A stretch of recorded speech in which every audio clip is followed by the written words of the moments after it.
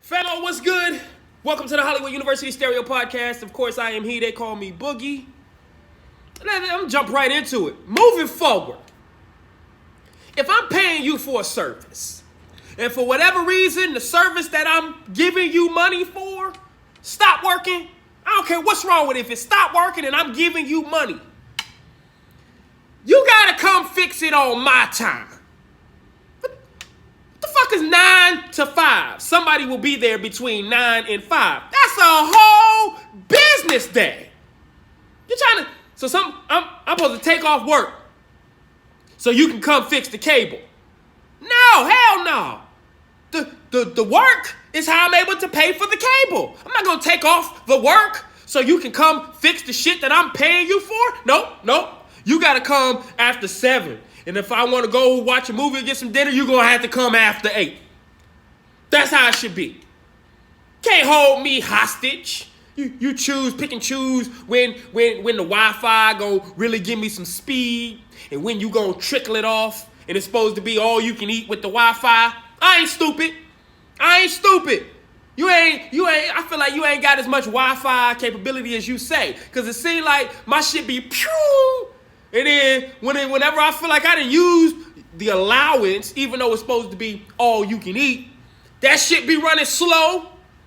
I gotta turn the phone on airplane mode, turn it back off, delete all the other apps. No, this is supposed to be all you can eat, Wi-Fi, cable.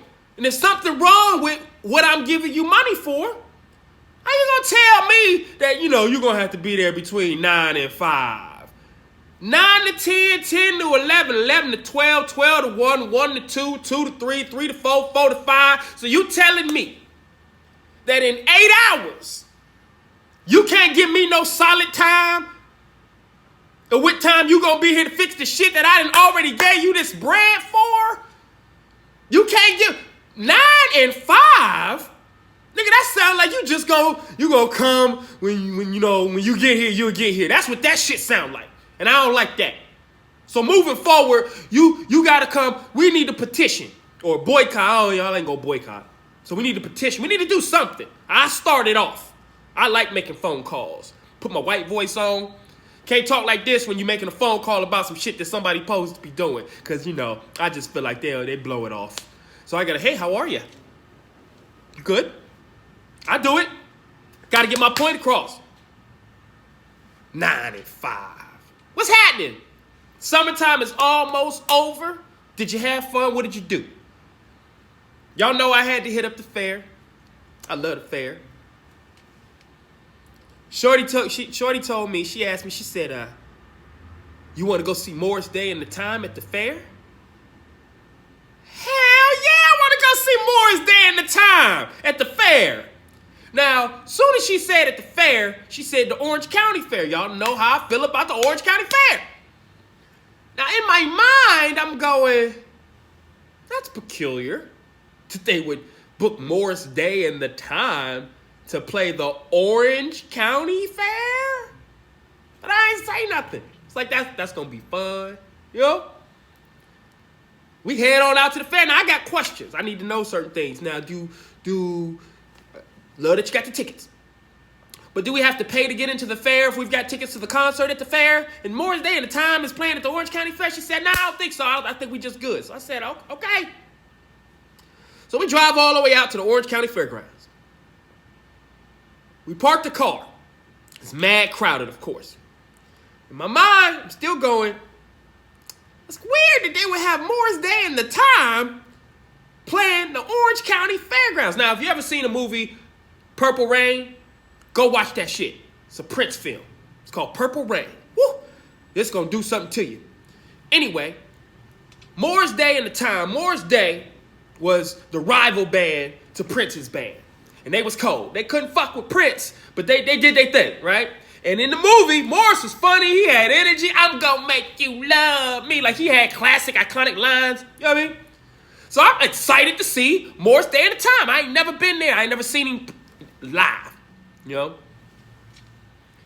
So as we're walking up to the fair, I'm looking around, You know, when you're going to see like an old school black band, you just know it's certain things that you're going to see. You know, you're going to see a couple black dudes with their straw hat on and their linen pants. They linen out. Everybody got a pair of linens on. Pair of linens. Call it the pair of linens. Everybody got something on. And I'm not seeing it. And in my mind, I can't really see the Orange County Fair having that kind of concert. But I'm with it. We walking. So as we walk through, you know, this parking lot to cross the street to get to the next parking lot where the fair really is, like I said, it was crowded. So we had to park kind of a ways.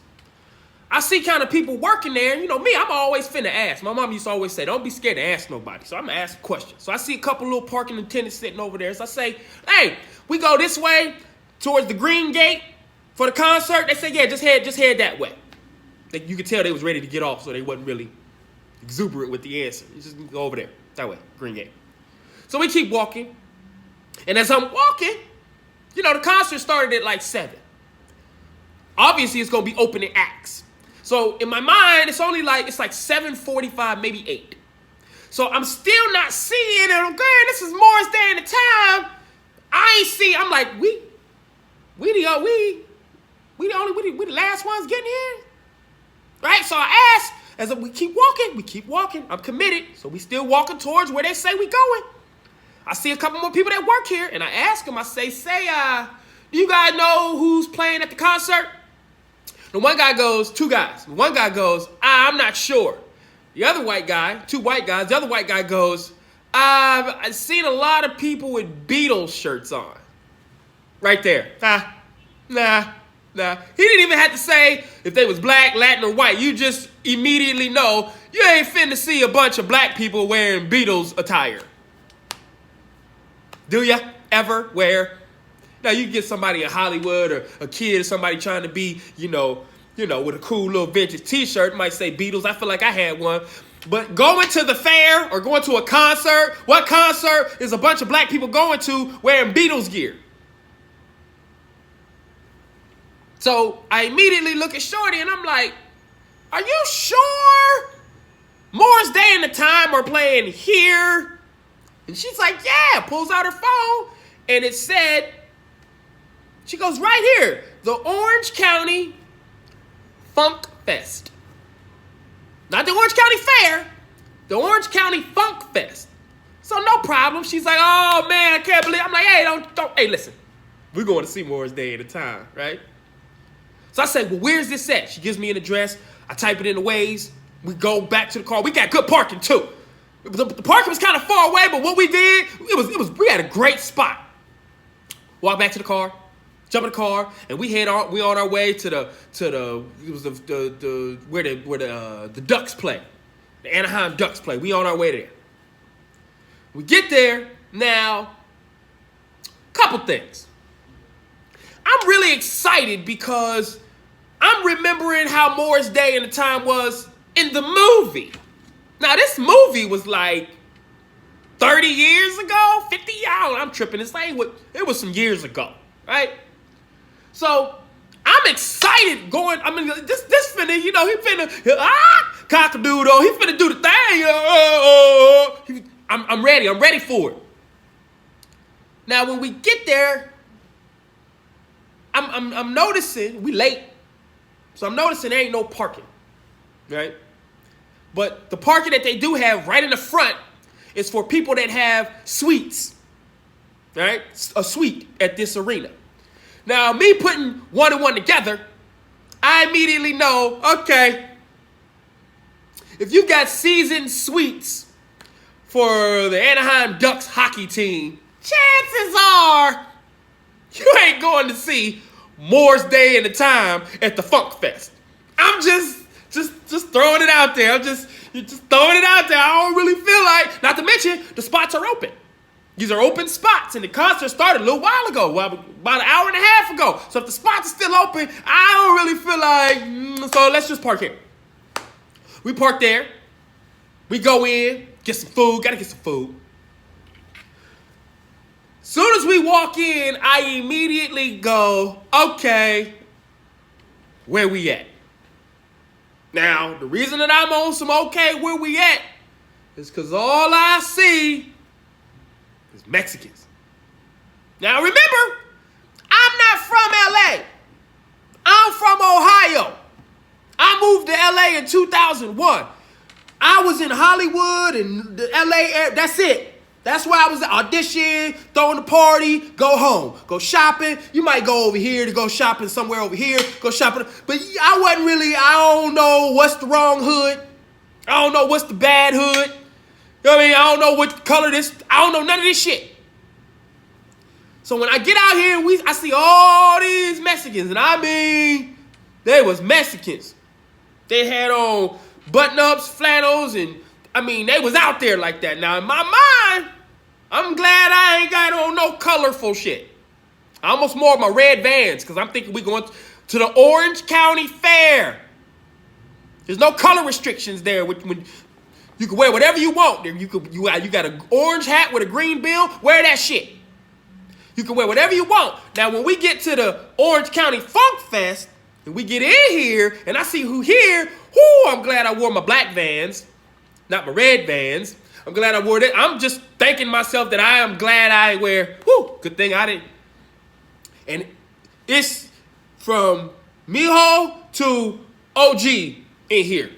Everybody in here, right? Now, you see a couple black people, but we sprinkled out like some fucking chips in a chocolate chip cookie. This is clearly they shit. So we get in. We get our food. We go all the way up to our seats. And the only thing around us is Mexicans. Now, here's the key. It's got to be kind of cool. The place is packed. And Club Nouveau played. The Barcades, the dance band. It was lit. That shit was banging. But I'm going to tell you something. When Evelyn Champagne King came out there, she shut the shit down. Oh, you make my love come down. She sing that song all the way. She came out there, and I mean, everybody jumped up and was dancing. That shit was off the chain, right? Now, she came on after Club Nouveau. No, she came. Club Nouveau came on, then the dance band came on. They was rocking. They did their thing. Club Nouveau did their thing too. Dance band came on, did their thing. Then Evelyn Champagne King came on after them. Now, at this point, the party is going up. In my mind, I'm like, I can't believe it. We done stumbled onto some shit. We up in here, right? Everybody up dancing. This shit was off the chain, right? Everybody singing this shit. Then all of a sudden, as we get closer to the headliner, which is Morris Day and the Time, the shit started turning kind of whack. When the Barcades came out, it was trash.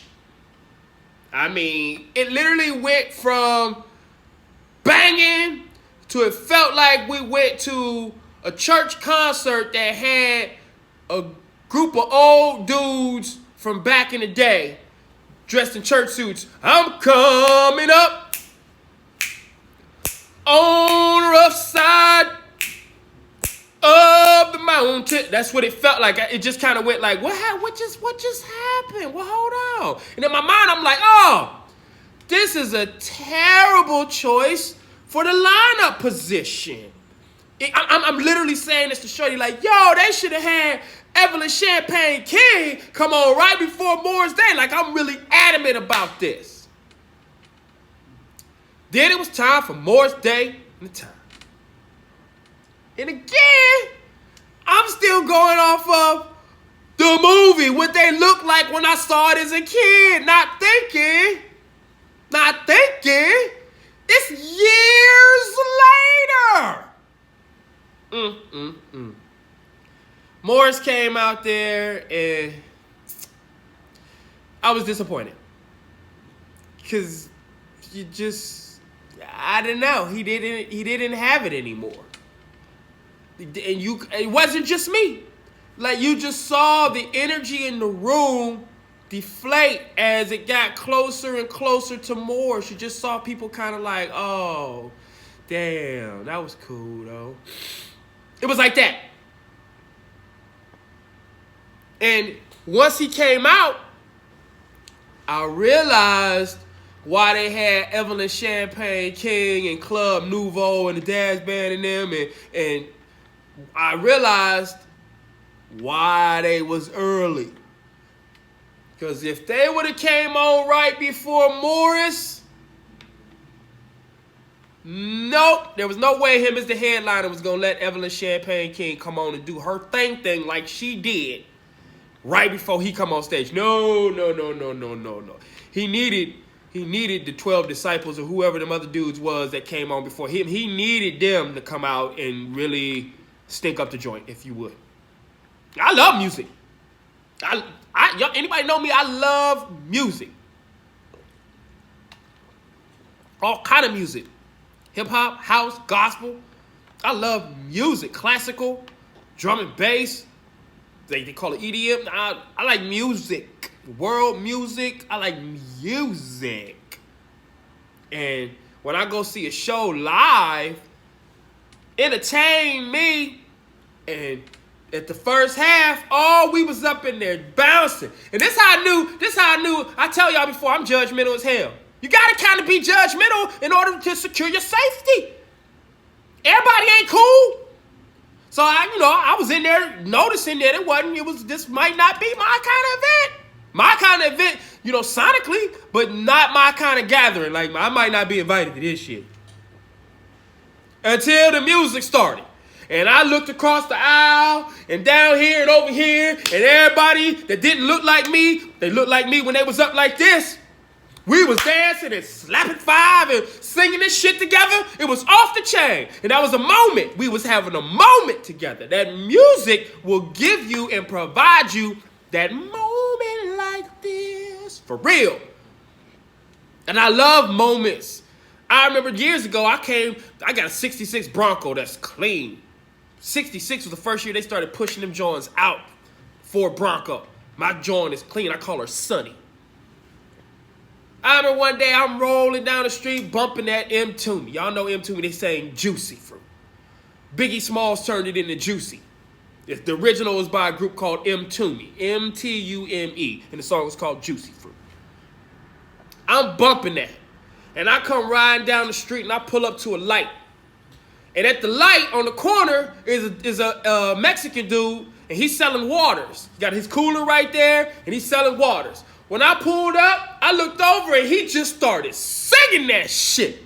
He was singing that shit and dancing to it so cool that other people around me started blowing the horn at him like, yeah. And that music thing will take you there every time. I love it. So we had a good time at listen, we left early.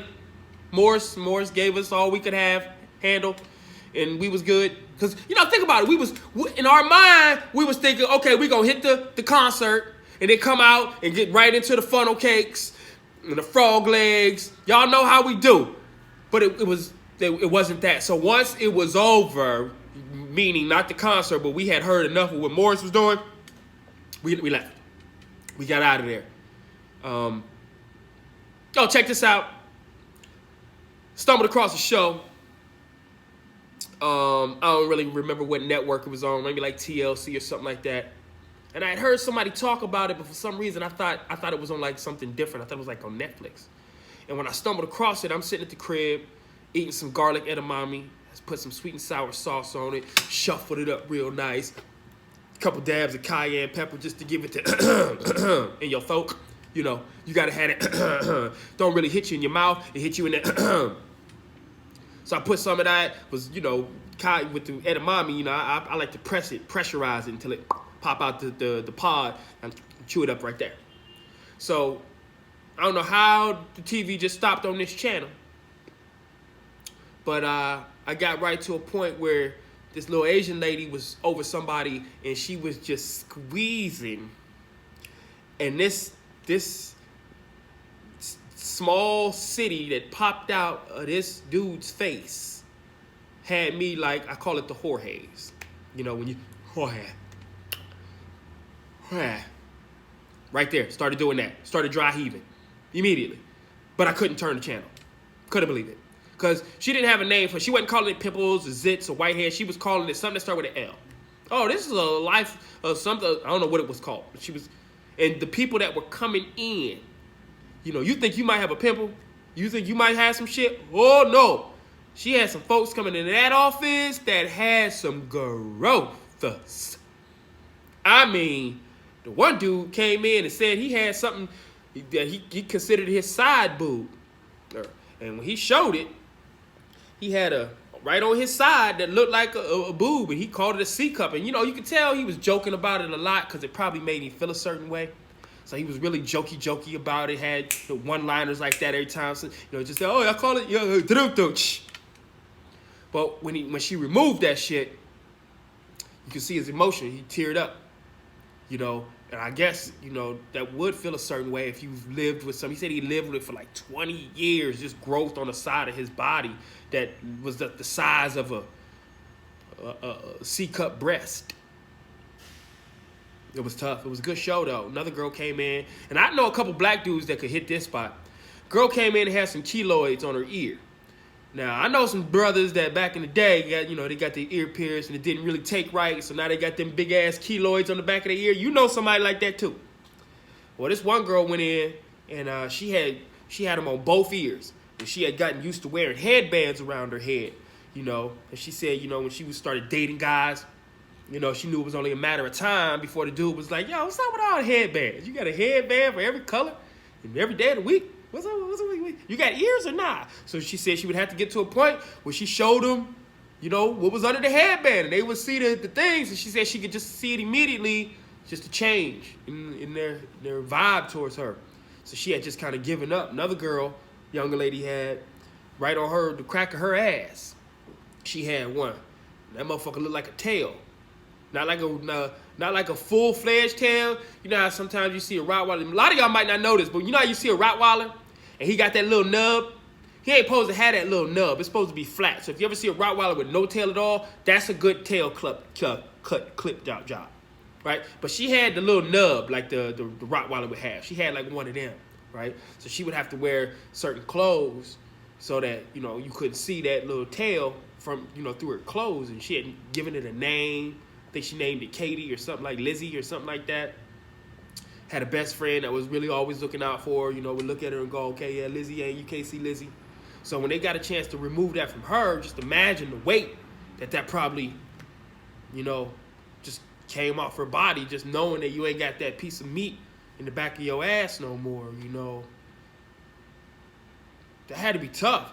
Pretty good show. Really good show, actually. I liked the doctor because she came across like a real person. She didn't come across like, you know, a doctor. You know, she cool people. Asian lady, maybe. I ain't gonna put no years on her. I ain't gonna do that to her. But it was a good show. Now, I've been waiting to get into this topic. Actually, no, let's start with this LA LeBron shit first. Now, here's the thing, Laker fans. I'm gonna give y'all a minute to turn this up. All my Laker fans, turn this up. All my Kobe fans, turn this up. I'm gonna give y'all a minute. It's the Hollywood University Stereo Podcast. It's Boogie talking about it. Have a listen if you'd like. Don't forget to like, subscribe, share, comment, turn on your notifications, the whole thing. I appreciate you. I can look in the camera and say that too, but you felt me. Laker fans, Kobe fans, listen. I've been here since y'all, you can't say y'all, since we now. I can say we now. Since we won last in the early 2000s. My boy Samaki Walker was on the squad. Shout out Samak. And I've been here for the years after. We ain't won shit. Now, I'm going to give you a foreword. This is the first year that I'm really a Laker fan. And it's all because of LeBron. We'll get to that in a minute. So for me to be here and see the team ain't been shit. There ain't been no hype around it. That Laker fever ain't here like it was when I first got to the city. For me to see that and to know before Kobe retired, he was talking that trade me shit. Just to see that. To get to a place where you get the greatest player in the world on the squad. How dare you be out vandalizing murals and all that kind of shit. What you talking about, dope? You tripping. Y'all act like homeless people outside a restaurant. Homeless people, period. You ever had a homeless person ask you for some change? And you say, I ain't got no change, but you can have this food. I ain't even touch it. They actually brought it. I lost my appetite. You can have a whole thing of steak and some mashed potatoes. And they look at you and say, I don't eat steak. Or I don't want that shit. You look at them immediately like, you ungrateful motherfucker, you. That's how I feel about Laker fans right now. That's how I feel about Laker fans. I'm using the quotes right now. That's how I feel about y'all. You ain't had shit for years. Lonzo Ball's ass came to the team. That was some old horse shit. Didn't matter. Y'all had Laker fans for years telling me this. For years I was telling people why LeBron was better than Kobe. For years. Shout out to Jack and George at Platinum Motorsports. Y'all done heard talk. For years I've been telling y'all why LeBron was better than Kobe. And Laker fans, they didn't want to hear that shit. Kobe fans didn't want to hear that shit back then. They didn't want to hear it. Now when he got a chance to do and come to the Lakers with all the accomplishments, open the school, we ain't even gonna go there. Just athletic type of shit. Now that he got a chance to come to the Lakers, y'all feel a certain way? How you sound? You sound stupid. That's how you sound. What, you thought Lonzo Ball was finna do something? Come on! We all know somebody in the hood that shoot like that. That nigga ain't in the league. Gotta give it up to LeVar Ball. He talked that hot shit. He talked that hot shit so much that he got his son in the league. We ain't know shit about his son till he started running his mouth. And that nigga almost had us on the middle one too. Almost. He almost had us. Not me, y'all. I don't give a fuck because niggas is trash. Lakers was trash. So now that LeBron is here, people used to always say, Boog, you ain't mad that LeBron went to Miami, then he went back to Ohio, now he in that. Man, what? I left Ohio too. Sometimes you got to go through it to get to it. You might have to hop, skip, and jump. I left Youngstown, went from Youngstown to Columbus, went from Youngstown to Sandusky, Cedar Point, then went from Cedar Point to Ohio State campus, Columbus, Ohio, represent. And then from there, came out to La La Land. Got to figure this shit out. Trying to win. Yeah, I did a film when I was in Columbus, but I knew you can only for what I was trying to do. So yeah, I understood. Now, to me, the master plan for LeBron is, in order for him to purchase the Lakers one day, he gonna have to play for them. That's the only way the buses, Jeannie and her brother, will ever feel comfortable selling it to him. We talk about the long game here, people. Now, to go and play for these folks while you still the #1 player in the world? Come on. And you got Laker fans out here talking shit? For years, the Lakers ain't done shit. Shit. We didn't even know if Jeannie and her brother wasn't talking. Like, it was dysfunctional. Magic came in, got the LeBall guy. Now here come LeBron. And y'all have the audacity to be spray painting and vandalizing over murals? Like homeless people. Homeless dude asks you for some change. You say, I ain't gonna give you no change, but I'll go in here and grab you, get you something to eat, buy you something to eat, get you something to drink. And that nigga look at you like, nah, I'm cool. Ungrateful ass. Now you assuming, because you want to do that shit to get some drugs. LeBron is in LA, and for the first time ever, I am a Laker fan. I'm a LeBron fan through and through. It's the first time I'm ever going to purchase some Lakers paraphernalia, some merch. It's going to be this year. 17 years it took me to do it. I had Miami gear, I had Cleveland gear, and now, listen, I had one of my boys from Ohio talk about he should have took a hometown discount, stayed in fucking Columbus or in Cleveland. What? He don't have no equity in the Cavs, in Quicken Loans, or Quicken Loans Arena. Hometown discount for what? No. Man, listen. Don't ever forget that shit that the owner said. Don't ever forget that in your life. traitor. The only person that can consider LeBron a traitor is LeBron. Because he feels a certain way about how he allowed that dude to talk that hot shit, and then he still came back and made him more money. Made him more money. He can say he betrayed his own values for allowing that. Man, that's one thing to feel a certain way about me.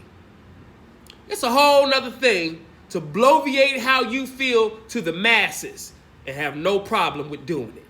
To publish your thoughts of how you feel about me for everybody to see and have no problem with it. That's a whole different conversation. So if I come back and decide to forgive you and fuck with you, man, you better not say shit ever. Except for thank you and how much. That's it. And lastly, since we're talking Ohioans in Ohio, I got to talk about the Ohio State University now. Listen, had a conversation with a couple people on my Facebook. They were trying to convince me that, you know, some people were saying Urban Meyer wasn't at fault. He shouldn't be held accountable. Somebody even said as far as it, you know, he's not a babysitter. Oh, contrary, motherfucker. When he goes into these people's homes and tries to sell their family on why that kid should come and play football at the Ohio State University, part of what he is doing is saying to these families, these parents, you can trust me to take care of your child. That's her baby. This nigga's getting ready to babysit. So for you to be like, oh, you know, if the assistant coach was beating his wife, that ain't Urban's business. Where the fuck you from, dog? Why would you want to employ somebody? Why would you want to have somebody training young men in a violent sport? Right? Why would you want that person around these impressionable young men when you know that his values, his morals ain't really what you trying to fuck with? See? But that's the same kind of shit we do when we know a dude that don't take care of his kids. We'll still hang out with that motherfucker. Why? We need to start ostracizing these types of people. Well, we don't. We make that shit seem like it's cool. He got 3 kids, 4 kids by 3 different women. He don't take care of them motherfuckers. None of them. But he always out popping bottles, shopping, hollering at new girls, taking new women out to eat. But he don't take care of his kids. But we allow that motherfucker to feel like he cool. Why? You allow somebody to be cool with beating the shit out their wife, their pregnant wife. And you still employing them. You still telling them good job when they do shit good. You still got them a part of this family. This organization makes billions of dollars and this dude is a part of that. And y'all folks sitting here like you, this could fuck up the season if Urban gets fired. Fuck the season. The season? We talk about real people. This woman, now all of a sudden, oh, you know, she had an alcohol problem and that's what we doing? That's what we gonna do? I had somebody send me the whole police report accounted when she came to practices and she was drunk this time. The fuck you talking about? You trying to tell me that all that shit that you just sent me that she did made it okay for that nigga to put his hands on her? Then he gets on TV and, I mean, if you couldn't tell this motherfucker was lying just in that interview, you're an idiot. I mean, it wasn't any of Urban's business. Like, you know, like why would I tell him that if you ain't do shit, why ain't you tell him? Urban, fuck all that. Urban talking about I knew the first time that it happened. You know, we got him at the first time that it happened. Wait a minute. So you telling us the first time it happened, you went and told your boss. Okay, why you still fucking with old buddy? What that say about you, Urban? This dude leaves his job for whatever reason and go put his hands on his shorty? What you talking about, Willis? And as fans, this fandom shit is too much. This fandom shit is too. It's one thing to wear the fucking t-shirt. It's one thing to have his autographed jersey. It's one thing to remember when Sean Springs did this and David Boston did and Maurice Clarett did. It's one thing to remember and recall all that shit. It's one thing to know what it smelled like and it feel like to be at the Horseshoe on a Saturday. It's one thing to know what Lane Avenue looked like it's one thing to know what before Michigan weekend, hot campus is. One thing to remember and know all that shit. It's something completely different. When you talk about one of the coaches was regularly beating his wife's ass. What? Say something. I'm tripping? I'm wrong? Here's how I know I ain't wrong. When I was growing up, anybody that knows me, I lived in a duplex. Duplex. It was my world. My mama room, my room, one bathroom, a living room, and a kitchen. That was the crib. But you know how dope my mama was? My mama had no problem allowing women that were in those physically abusive relationships, she allowed them to come stay with us. Now remember what I said. These women, they would come with their family. This woman might have 2 kids. This woman might have 3 kids. Remember what I told you? It was my room, my mama room, and the living room. I had bunk beds. I'm the only child. So it worked out. So the kids basically would sleep in whatever bunk bed I wasn't sleeping in. Right? Now, just in this situation, I remember several times when those women that were staying with us, when the dude that they was kicking it with would show up to the crib, knocking on the door, causing shit. And guess who was standing in front? Not letting that motherfucker in. My mama. My mama. You ain't coming in here. I don't give a fuck what you saying. You ain't coming in here. She don't want to talk to you. You ain't coming past me. Now, me as a little kid, I wasn't looking at it like, yeah, mama, yeah. I was scared. Because who is this grown man cussing at my mama, telling my mama what he finna do to her if she don't get out the way? I'm a little kid. Terrified. Didn't have a bunch of uncles and cousins like that would come to the crib and nope, wasn't like that. So I never knew when we was in danger or safety. But as I got older and where I'm at now, I saw what my mama was willing to do to ensure that this woman was not in that type of situation. And we ain't talking about a one-off. I can name multiple people, families, and their kids that are adults now can vouch for this shit. Stayed at the crib in Liberty.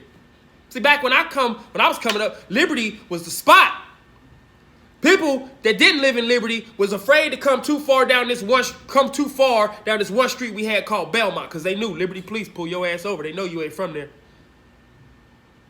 So imagine these dudes coming down that strip to get to our crib to try to, you ain't coming in here. So when I see a dude like Urban Meyer with all this power, we ain't even gonna talk about what he went through in Florida, but when I see him with all this power, all these kids, national championships, all this bread coming in. You got a dude that you know is doing something like that, deplorable like that, and you still rocking with him, bro? How that's your boy? That's your boy. That's your boy, my G. His grandpa's put you on, you put him on. Y'all got connects. You got to hold him more accountable than anybody, because y'all got the closest connect. So when you find out that what? I ain't playing. I don't play that. I'm Ohio through and through. I fuck with the Buckeyes. Y'all know I fuck with the Browns. I fuck with the fucking Indians. Y'all know that. All that. Well, we take this fandom shit too far. LeBron James is allowed to leave a destination and go to a destination and get more money if that is his value. He's allowed to do that. Kevin Durant is allowed to do that. We are fans. We get too far into these people's lives, but then when it really matter, now that ain't none of our business. This man ain't allowed to better his family, put himself in a situation for after ball without us feeling a certain way. Kevin Durant's not allowed to do that. I don't give a fuck what team he went and played for. They was giving up that bread and he was wanted. He was a viable asset to them. We want to jump all in their personal shit, celebrities' personal lives and this, but all of a sudden, when it comes to somebody putting his hands on his wife, and just because we like the team, we overlook that and go straight to fucking season. Fucking season's fucking done. Fuck the season. Fuck him too if he allowed this man to be in his staff, under his tutelage, knowing that this dude was doing something like that. Fuck all of them. I said it. It's the Hollywood University Stereo Podcast. I am not mad. I'm just talking to you. Don't let this fandom thing get to your head. We are all people. We are live, living beings. You're supposed to do what's best for you and yours. If the fans agree, cool. If they don't, so. Until next time, I'll holler at y'all.